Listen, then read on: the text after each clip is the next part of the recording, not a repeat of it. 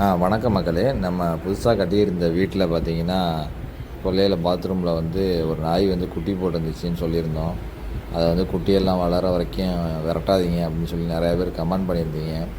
அந்த குட்டியெல்லாம் பார்த்தீங்கன்னா, நம்ம கொல்லை பக்கத்துலேயே விட்டு அது கொஞ்சம் கீழே இறங்க முடியலன்னு சொல்லி நம்ம இப்போ வாசலில் விட்டுட்டோம். அதில் பார்த்தீங்கன்னா, எல்லா குட்டியுமே ஓரளவு வளர்ந்துருச்சு. ஒரே ஒரு குட்டி மட்டும் ரொம்ப ஒல்லியாக இருக்குது, ரொம்ப வளர்ச்சி இல்லை. அதனால் அதுக்கு மட்டும் நம்ம சாப்பாடு டெய்லியும் முடிஞ்ச வரைக்கும் கொண்டு வந்து கொடுக்குறோம். ஏன்னா அந்த தாய் வந்து பார்த்திங்கன்னா இதுக்கு சரியாக பால் கொடுக்கறதில்ல. இது மேலே இருக்கனால கீழே இறங்க மாட்டுது.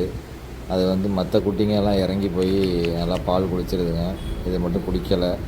அதனால் வந்து இதுக்கு மட்டும் நம்மளால் முடிஞ்ச அளவுக்கு கொஞ்சமாக சாப்பாடு எடுத்து வந்து கொடுக்குறோம். மற்ற குட்டிங்கெல்லாம் வந்து கீழே ஓரளவுக்கு வளர்ந்துருச்சு, வளர்ந்து கீழே நடமாட ஆரம்பிச்சிருச்சு. ஒரே ஒரு குட்டி மட்டும் கொஞ்சம் ரொம்ப ஈன்னு இருந்துச்சு. மற்றபடி அதுக்கு சாப்பாடு வச்சோம்னா மற்ற குட்டிங்களும் வந்து சாப்பிட்ருது. முடிஞ்ச வரைக்கும் தெரியாமல் இந்த ஜன்னல் வழியாக தான் வச்சு அது கொஞ்சம் இந்த குட்டியும் கொஞ்சம் தேர்த்திக்கிட்டு இருக்கோம்.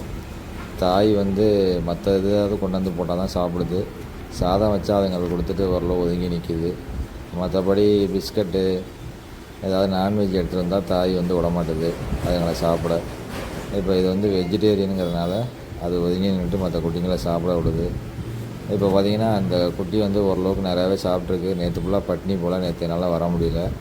இன்றைக்கி சாப்பிட்டுட்டு அதுக்கு கொஞ்சம் தண்ணியும் வச்சுட்டு இன்றைக்கி நான் வீட்டை விட்டு கிளம்பிட்டேன். நன்றி மக்களே.